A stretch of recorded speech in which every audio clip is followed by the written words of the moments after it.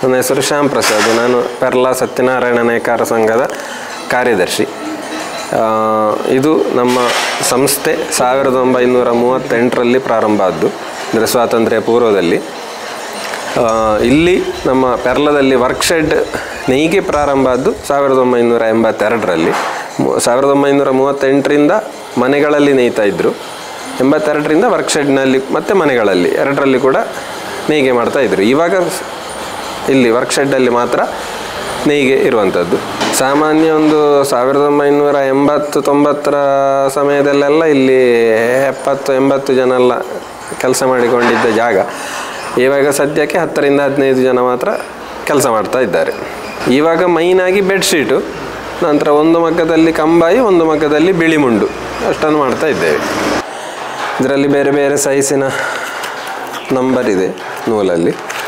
ಇದು 2/17 ಅಂತೇಳಿ ಬೆಡ್ಶೀಟಿನ ಉದ್ದ ನೂಲು. ಇದು ಬೆಡ್ಶೀಟಿಗೆ ಅಡ್ಡಕ್ಕೆ ಟೆನ್ಸ್. ಇದು ಸಪುರ, ಇದು ತೋರ ಇರ್ತದೆ. ನಂತರ ಇದು 30s ಅಂತೇಳಿ 30. ಇದು ಕಂಬೈಗೆ ಅಡ್ಡಕ್ಕೆ ಹಾಕೋದು. ಕಂಬೈಗೆ ಉದ್ದಕ್ಕೆ 2/60 ಅಂತೇಳಿ, ಅದು ಇದಕ್ಕಿಂತ ಸ್ವಲ್ಪ ತೋರ ಇರ್ತದೆ. ಹಾಗೆ 3-4 ಸೈಜಿನ ನೂಲನ್ನು ನಾವು ತರ್ತೇವೆ. ಬೇರೆ ಬೇರೆ ಟೈಪಿನ ನೂಲು ಇದೆ. ಸೀರೆಗೆಲ್ಲಾದರೆ 80, ವೇಸ್ಟಿಗೆ 120, ಸೀರೆಯು 120 ಎಲ್ಲ ಮಾಡ್ತಾರೆ. ಹಾಗೆ ಬೇರೆ ಬೇರೆ ನಂಬರ್ನ ನೂಲಿದೆ. ಒಂದು ದಿವಸ ಬೇಯಿಸಬೇಕು. ಇವತ್ತು ಬೆಳಿಗ್ಗೆ ಬೇಯಿಸಲಿಕ್ಕೆ ಹಾಕಿದರೆ ಸಂಜೆವರೆಗೆ ಕೂಡ ಬೇಯ್ತಾ ಇರ್ತದೆ. ಬೇಯಿಸುವಾಗ 2-3 ಕೆಮಿಕಲ್ ಹಾಕಲಿಕ್ಕೆ ಉಂಟು. ಸೋಪ್ ವಾಟರು ಮತ್ತು ಸೋಡಾ ಆ್ಯಶ್, ಕಾಸ್ಟಿಕ್ ಸೋಡಾ, ಅದನ್ನು ಹಾಕಿ ನಾವು ಬೇಯಿಸ್ತೇವೆ. ಬೇಯಿಸಿದ ನಂತರ ನೆಕ್ಸ್ಟ್ ಡೇ ಅದನ್ನು ವಾಶ್ ಮಾಡಿದ ನಂತರ ಕಲರ್ ಹಾಕೋದು. ಕಲರ್ ಒಂದೇ ದಿವಸದಲ್ಲಿ ಕಲರ್ ಆಗೋದಿಲ್ಲ, 2 ದಿವಸ ಬೇಕಾಗ್ತದೆ ಕಲರ್ ಹಾಕಬೇಕಿದ್ರೆ. ಬಿಡಿಸಿ ನಾವು ಇದಕ್ಕೆ ಹಾಕಿ ಒಮ್ಮೆ ವಾಶ್ ಮಾಡ್ತೇವೆ. ವಾಶ್ ಮಾಡಿದ ನಂತರ ಬೇಯಿಸ್ಲಿಕ್ಕೆ ಹಾಕ್ತೇವೆ.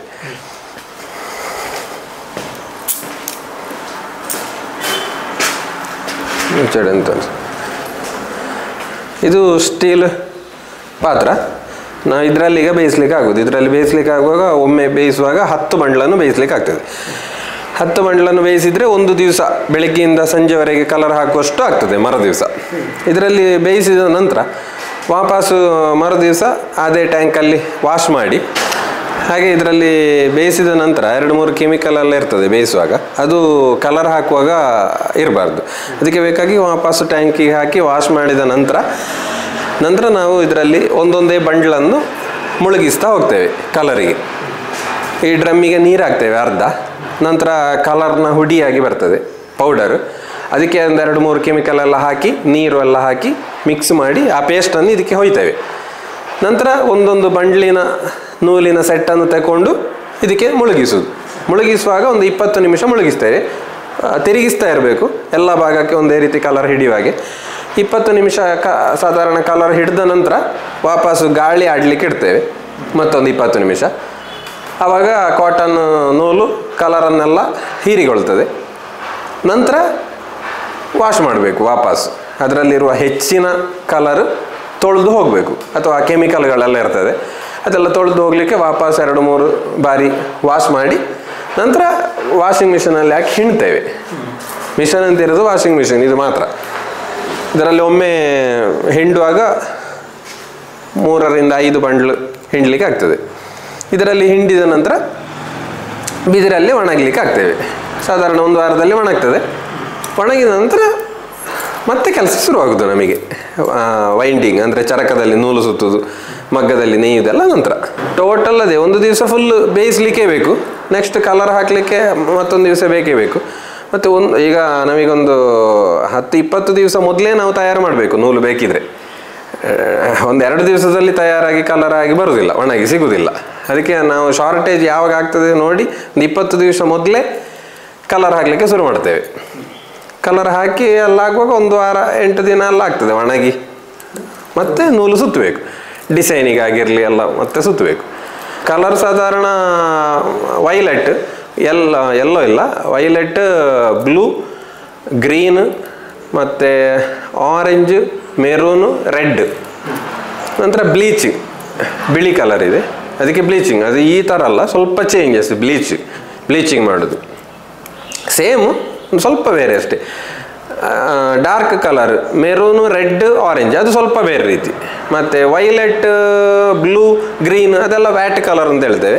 ಈ ರೆಡ್, ಮೆರೂನು, ಆರೆಂಜ್ ಎಲ್ಲ ಅದೆಲ್ಲ ನೆಪ್ಟಾಲ್ ಕಲರ್ ಅಂತೇಳಿ ಹೇಳ್ತೇವೆ. ಅದು ಸ್ವಲ್ಪ 2-3 ರೀತಿಯಲ್ಲಿ ನಾವು ಕಲರ್ ಹಾಕಬೇಕಾಗ್ತದೆ.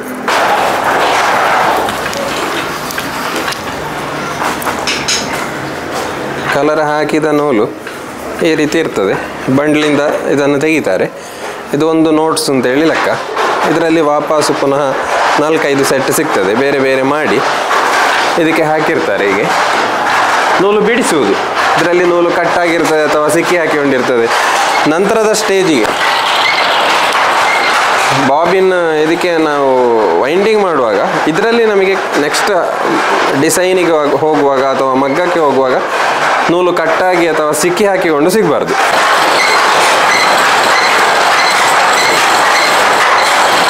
ನೂಲು ಕಟ್ಟಾಗಿದ್ದರೆ ಅಥವಾ ಸಿಕ್ಕಿ ಹಾಕಿಕೊಂಡಿದ್ರೆ ಅದನ್ನು ಕಟ್ಟಾಗಿದ್ದರೆ ಜಾಯಿಂಟ್ ಮಾಡ್ತಾರೆ, ಸಿಕ್ಕಿ ಹಾಕಿಕೊಂಡಿದ್ರೆ ಅದನ್ನು ಬಿಡಿಸ್ತಾರೆ.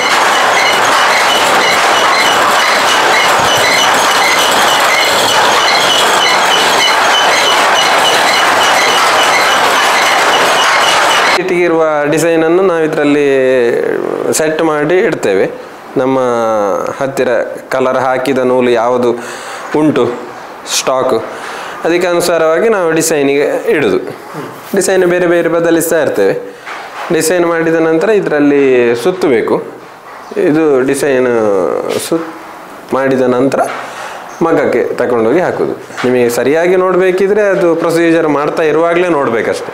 ಇವಾಗ ಹೇಳಿದರೆ ನಿಮಗೆ ಅಷ್ಟು ಸುಲಭದಲ್ಲಿ ಗೊತ್ತಾಗಲಿಕ್ಕಿಲ್ಲ.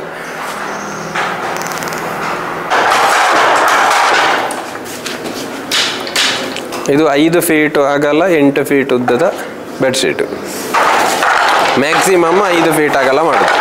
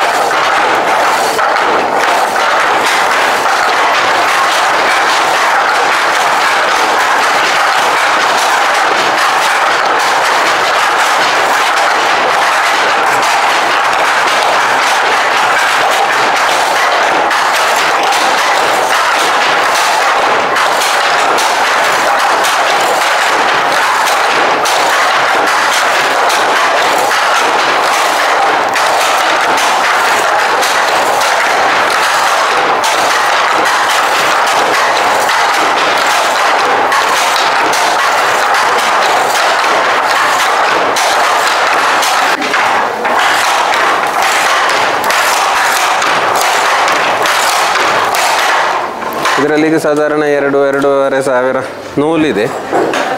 ಇದರಲ್ಲಿ 2-2.5 ಸಾವಿರ ನೂಲಿದೆ. ಇದರಲ್ಲಿ 50% ನೂಲು ಇದರಲ್ಲಿದೆ. ಇದರಲ್ಲಿ ಒಂದು ತೂತಿದೆ, ಅದರಲ್ಲಿ ನಾವು ತೆಗಿತೇವೆ.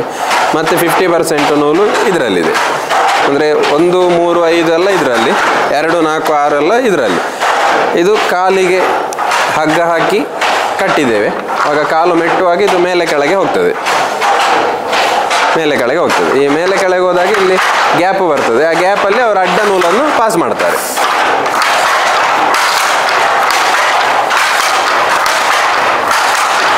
ಇಲ್ಲಿ ರೋಲ್ ಆಗ್ತದೆ. ಬೆಡ್ಶೀಟು ಆದದ್ದು ಕೆಳಗಡೆ ರೋಲಲ್ಲಿ ರೋಲ್ ಮಾಡ್ತಾ ಹೋಗ್ತಾರೆ. ಆಟೋಮೆಟಿಕ್ ಆಗೋದಿಲ್ಲ, ರೋಲ್ ಮಾಡಿರ್ತಾರೆ. ಬೆಡ್ಶೀಟ್ 2.5 ಮೀಟ್ರ್ ಆದಾಗ ಒಂದು ಸಣ್ಣ ಗ್ಯಾಪ್ ಬಿಡ್ತಾರೆ. ನಂತರ ಅದನ್ನು ಕಟ್ ಮಾಡ್ತಾರೆ.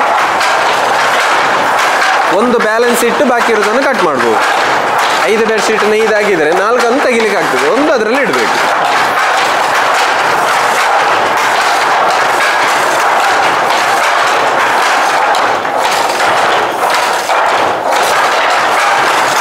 ಒಂದು ಡಿಸೈನ್ ಕಂಪ್ಲೀಟ್ ಮುಗಿಲಿಕ್ಕಾಗುವ ಇಲ್ಲಿ ತನಕ ನೇಯ್ತಾರೆ. ಇಲ್ಲಿಂದ ನಂತರ ನೇಯ್ದು ಮುಗಿಸುವುದಿಲ್ಲ, ಇಲ್ಲಿವರೆಗೆ ನೇಯ್ದು ಬಿಡ್ತಾರೆ. ಹೊಸ್ತು ಡಿಸೈನ್ ಹಾಕಿದ ನಂತರ ಪ್ರತಿಯೊಂದು ನೂಲನ್ನು ಹಳೆ ನೂಲು ಮತ್ತು ಹೊಸ ನೂಲಿಗೆ ಜಾಯಿಂಟ್ ಮಾಡಬೇಕು. ಕೈಯಲ್ಲಿ 2000 ಚಿಲ್ಲರೆ ನೂಲು ಇದೆ ಅಲ್ಲ, ಪ್ರತಿಯೊಂದು ನೂಲನ್ನು ಒಂದನೇ ನೂಲಿಗೆ ಸಿಗಬೇಕು. ಅದು ಆಚೆ ಈಚೆ ಆದರೆ ಟ್ವಿಸ್ಟ್ ಆಗ್ತದೆ. ಹಾಗೆ ನೂಲನ್ನು ಜಾಯಿಂಟ್ ಮಾಡಲಿಕ್ಕೆ 1 ದಿವಸದಿಂದ ಜಾಸ್ತಿ ಬೇಕು. ಅದನ್ನು ಇಲ್ಲಿ ಜಾಯಿಂಟ್ ಮಾಡೋದು ಯಾಕೆ ಅಂತ ಹೇಳಿದರೆ ಇದರ 2-3 ಹೋಲಿನ ಒಳಗೆ ಅದು ಪಾಸ್ ಆಗಬೇಕು. ಇಲ್ಲಿ ನಾವು ಜಾಯಿಂಟ್ ಮಾಡಿ ಅಲ್ಲಿಂದ ಎಳಿತೇವೆ, ಆಗುವಾಗ ಸ್ವಲ್ಪ ಕೆಲಸ ಕಡಿಮೆ ಆಗ್ತದೆ. ಫಸ್ಟು ಮಗ್ಗಕ್ಕೆ ಇನ್ಸರ್ಟ್ ಮಾಡುವಾಗ ಅಲ್ಲಿ ಸೂಜಿ ಹಾಕಿ ಎಳಿಬೇಕಾಗ್ತದೆ, 2 ಜನ ಬೇಕು. ಕಂಟಿನ್ಯೂಸ್ ಪ್ರೊಸೆಸ್ ಆಗುವಾಗ ಒಬ್ಬನೇ ಸಾಕು. ಸ್ವಲ್ಪ ಈಸಿ ಅಂತ.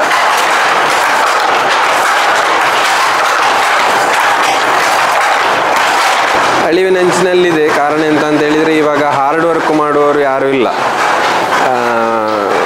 ಇದು ಅಂತಲ್ಲ, ಎಲ್ಲ ಗುಡಿ ಕೈಗಾರಿಕೆಗಳು, ಈಗ ಮಡಿಕೆ ಆಗಿರ್ಬೋದು, ಬುಟ್ಟಿ ಎಣಿಯುವುದಾಗಿರ್ಬೋದು, ಯಾವುದೇ ಆಗಿದ್ರೂ ಕೂಡ ಕಷ್ಟದ ಕೆಲಸಕ್ಕೆ ಜನರು ಬರುವುದಿಲ್ಲ. ಸುಲಭದಲ್ಲಿ ಯಾವ ಕೆಲಸ ಮಾಡಲಿಕ್ಕೆ ಆಗ್ತದೆ ಅದೇ ಕೆಲಸಕ್ಕೆ ಹೋಗುವ ಕಾರಣ ಮತ್ತು ಇದರ ಕುಲಕಸುಬು ಮಾಡುವ ಅವರು ಕೂಡ ಈ ಕೆಲಸಕ್ಕೆ ಇವಾಗ ಬರ್ತಾ ಇಲ್ಲ. ಅಂತ ಹೇಳಿದರೆ ಸಂಬಳ ಸಾಕಾಗುವುದಿಲ್ಲ, ಕೊನೆಯದಾಗಿ ಸಂಬಳವೇ ಅಲ್ಲ ಮುಖ್ಯ ಇದು.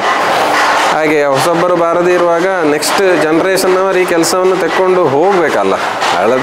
ಒಬ್ಬರೇ ಒಂದೇ ಜನ್ರೇಷನ್ನವರು ಮಾಡಿದರೆ ಸಾಕಾಗುವುದಿಲ್ಲ. ನಾವು ಉಪಯೋಗ ಮಾಡೋದು ಇವಾಗ ಕಾಟನ್, ಪ್ಯೂರ್ ಕಾಟನ್ ನೂಲು ಮಾತ್ರ. ಮೊದಲು 20 ವರ್ಷ ಹಿಂದೆ ಸೀರೆಲ್ಲ ಮಾಡ್ತಾ ಇರುವಾಗ ಸೈಡಿಗೆ ಸಿಲ್ಕ್ ನೂಲೆಲ್ಲ ಉಪಯೋಗ ಮಾಡ್ತಿದ್ದೆವು. ಇವಾಗ ಬೆಡ್ಶೀಟು, ಕಂಬಾಯಿ, ಮುಂಡಿಗೆಲ್ಲ ನಾವು ಕಾಟನ್ ನೂಲು ಮಾತ್ರ ಉಪಯೋಗ ಮಾಡ್ತಾ ಇರೋದು. 100% ಕಾಟನ್ ನೂಲನ್ನು ನಾವು ಕಣ್ಣೂರು ಯಾರನ್ನು ಕೋಆಪರೇಟಿವ್ ಸೊಸೈಟಿ ಅಂತ ಇದೆ ಅಲ್ಲಿಂದ ಪರ್ಚೇಸ್ ಮಾಡಬೇಕಾಗ್ತದೆ. ಅಂದರೆ ಸರ್ಕಾರದ ನಿಯಮ ಅಲ್ಲಿಂದ ಪರ್ಚೇಸ್ ಮಾಡಬೇಕು ಅಂತ ಇದೆ. ಹಾಗಾಗಿ ಅಲ್ಲಿಂದಲೇ ಪರ್ಚೇಸ್ ಮಾಡ್ತಾ ಇರೋದು. ಅಲ್ಲಿಗೆ ನೂಲು ಬರೋದು ತಮಿಳ್ನಾಡಲ್ಲಿ ಸ್ಪಿನ್ನಿಂಗ್ ಮಿಲ್ಲಲ್ಲಿ ಹತ್ತಿಯಿಂದ ನೂಲಾಗಿ ಅಲ್ಲಿಂದ ಕಣ್ಣೂರಿಗೆ ಬಂದು ಕಣ್ಣೂರಿಂದ ನಾವು ಪರ್ಚೇಸ್ ಮಾಡೋದು. ನಾವೊಂದು ಪ್ರೀತಿಯಿಂದ ಈ ಕಲೆಯನ್ನು ಉಳಿಸಿ ಬೆಳೆಸುವಂತ ಹೇಳುವ ಉದ್ದೇಶದಿಂದ ನಾವೆಲ್ಲರೂ ಕೆಲಸ ಮಾಡ್ತಾ ಇರೋದು. ಹಾಗಾಗಿ ಅದೇ ರೀತಿಯಲ್ಲಿ ನಮ್ಮ ಗ್ರಾಹಕರು ಕೂಡ ಹಾಗೆ ಇದನ್ನು ಉಳಿಸಲಿಕ್ಕೆ ಅವರು ಕೂಡ ಅವರ ಇಷ್ಟು ವರ್ಷದ ಖರೀದಿ ಮಾಡಿ ಪ್ರೋತ್ಸಾಹ ಕೊಟ್ಟಿದ್ದಾರೆ. ಮುಂದೆಯೂ ಕೂಡ ಪ್ರೋತ್ಸಾಹ ಕೊಡ್ತಾರೆ ಅಂತ ಹೇಳುವ ವಿಶ್ವಾಸದಲ್ಲಿ ನಾವೀಗ ಕೆಲಸ ಮಾಡ್ತಾ ಇರೋದು. ಇಲ್ಲಿ ಬಂದರೂ ಪರ್ಚೇಸ್ ಮಾಡ್ಬೋದು, ಅಥವಾ ಇವಾಗ ಇಲ್ಲಿಗೆ ಬರಲಿಕ್ಕೆ ಆಗೋದಿಲ್ಲ ಅಂತ ಹೇಳಿರುವವರಿಗೂ ಕೂಡ ನಾವಿವಾಗ ಕೊರಿಯರ್ ಮೂಲಕ ಕಳಿಸಿಕೊಡ್ತಾ ಇದ್ದೇವೆ. ಅಂದರೆ ಈಗ ಬೆಂಗಳೂರು, ಮಂಗಳೂರು ಅಲ್ಲಿಂದೆಲ್ಲ ಇಲ್ಲಿಗೆ ಬಂದು ಪರ್ಚೇಸ್ ಮಾಡಲಿಕ್ಕೆ ಕಷ್ಟ ಆಗ್ತದೆ. ಅದಕ್ಕೆ ಬೇಕಾಗಿ ನಾವು ಕೊರಿಯರ್ ಮೂಲಕ ಬಟ್ಟೆಗಳನ್ನು ಕಳಿಸಿಯೂ ಕೊಡ್ತೇವೆ.